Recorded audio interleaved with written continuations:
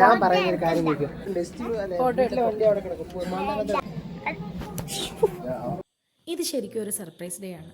വീക്കെൻഡായിട്ട് ഞാൻ നാട്ടിൽ പോകുന്നില്ല എന്ന് കരുതി ഹോസ്റ്റലിൽ ഇരുന്നപ്പോഴാണ് നമ്മുടെ ചേച്ചി വരുന്ന കാര്യം അറിഞ്ഞത്.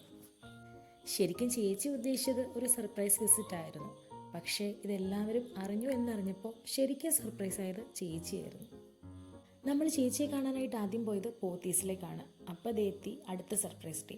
ശരിക്കും ഇവർ ചെറുതായിട്ടൊന്ന് സർപ്രൈസ് ആയി, എങ്കിലും പ്രതീക്ഷിച്ചിരുന്നു.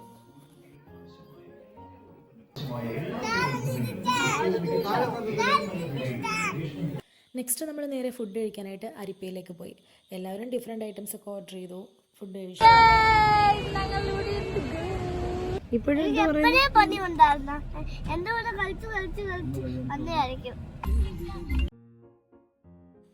അങ്ങനെ വീണ്ടും യാത്ര തുടർന്നു. നെക്സ്റ്റ് നമ്മൾ പോയത് നമ്മുടെ ഒരു ചേച്ചിയുടെ വീട്ടിലായിരുന്നു.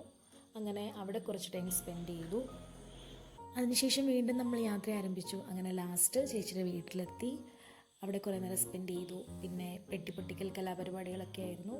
അങ്ങനെ അതൊക്കെ കഴിഞ്ഞു ഡേ വൈൻഡ് അപ്പ് ചെയ്തു.